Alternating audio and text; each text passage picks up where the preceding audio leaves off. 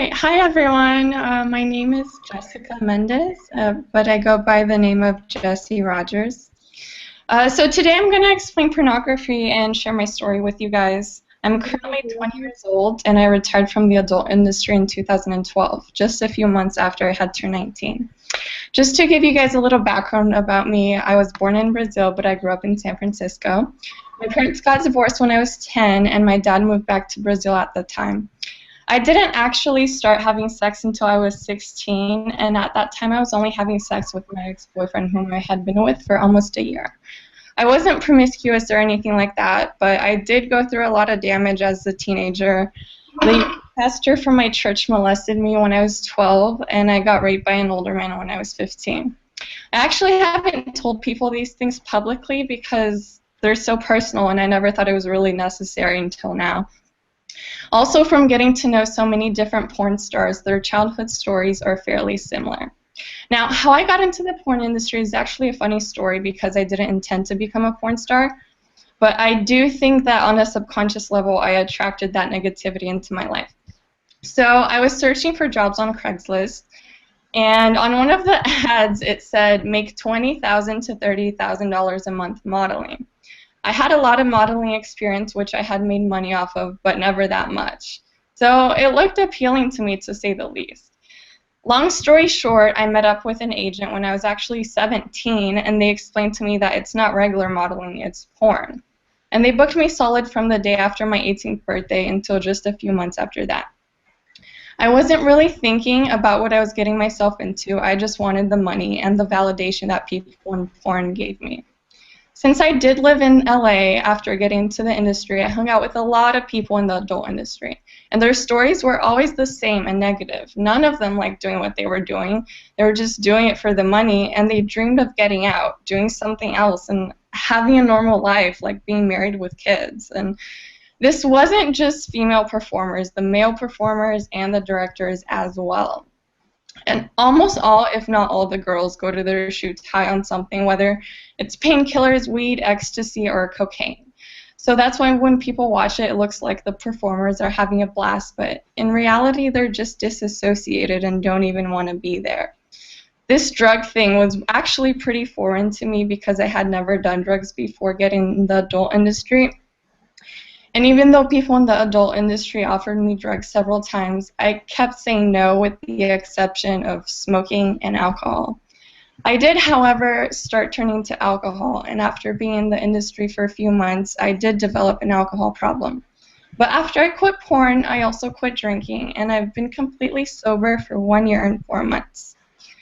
So anyways, what I quickly realized was that the porn industry is kind of like a cover-up to run prostitution rings, where the agents who are actually pimps make even more money sending their girls out to those types of gigs. And it's also like a cycle of porn, escorting, stripping, and webcamming. I did a little bit of webcamming, but I refused to do the others. It just wasn't appealing to me. My former roommate, Leilani, who was also in the porn industry, and I kept talking about quitting every time we would hang out. And she actually quit too. She's engaged and about to have a baby now. But what happened around the time that I was thinking about quitting was, number one, a veteran male performer who was in the industry for over 8 years caught syphilis and faked his test, worked knowing that he had syphilis, and transmitted it to other performers. And two, I won't go into much detail about this because it was so traumatizing, but I was actually hanging out with another veteran male performer off camera who I knew was sadistic, but what he did to me the night that I woke up was I was definitely not expecting. Long story short, he kept beating me, banging my head on his wooden floor to the point where my face and my head was bleeding. He choked me out to the point of me passing out twice, and when he would stick my head in his toilet, he would not let me come up for air when I tried. So I thought I was going to die that night. Through the course of my porn career, I had to go to the emergency room several times. I had several instances where I would cry on set because things had been so painful, but none of them like this one, to the point where I would actually be woken up. As I drove home that night, I was so distressed from what had just happened, but I didn't feel bad for myself. What was really going on inside my head was, what the hell am I doing in this environment? If I died today, would I have done good for myself, for society or for the world? Is this really how I want to be remembered? Why am I disrespecting my body and allowing others to disrespect me? And it was like the light bulb switched on in my head last night. I woke up, I decided to quit the industry and recreate my life, my identity, and the rest is history. A few months after I quit, I started getting messages on my YouTube channel from girls telling me they wanted to commit suicide. But after watching my videos and hearing my story, they said it helped them feel better and not go through with it. I also got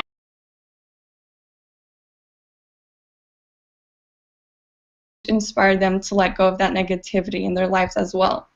And there were a few random emails from guys not knowing how to talk to girls in real life because their only relationship with a woman had sadly been on a computer screen. It doesn't take a psychiatrist to figure out that porn not only affects the lives of the people working in it, but also the lives of the people watching it, and in turn, the lives of the people who are surrounded by the people that watch it, whether they consciously realize it or not.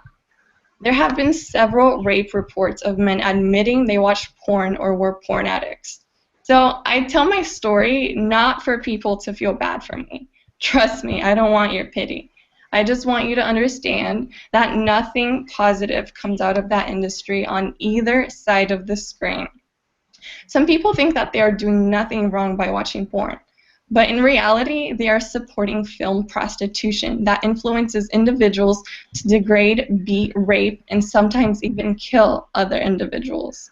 I am thankful not only to be alive and not only to be able to live the life that I want now, but simply to be alive, unlike ex-porn star Taylor Summers, rest in peace, who was killed during a BDSM shoot, and several other victims as well. It was also really hard for me to accept the fact that porn films I did will be forever on the internet. Everything I do on the internet, from live streaming video games on Twitch TV to vlogging on YouTube, I use the name Jessie Rogers because I didn't want my real name out there. But I had to accept the fact that companies are forever going to be marketing my films under that name. And using that name publicly is going to continue to attract the weirdos, I guess. So yesterday, I actually decided to change my name on all my social media accounts. The only reason why I actually keep them going and haven't deleted them, which I wanted to, is because I have such supportive, loyal, and loving followers who love me as a human being and want me to continue to be able to interact with them.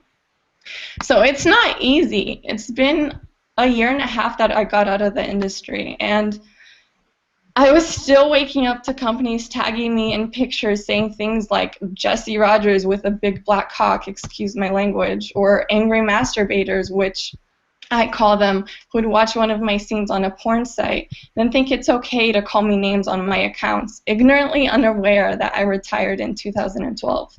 It's annoying, and I'm definitely over it. I changed, and it was still haunting me. But the matter of the fact is that porn is not a fantasy. It's real human beings with feelings doing real acts. Thank you.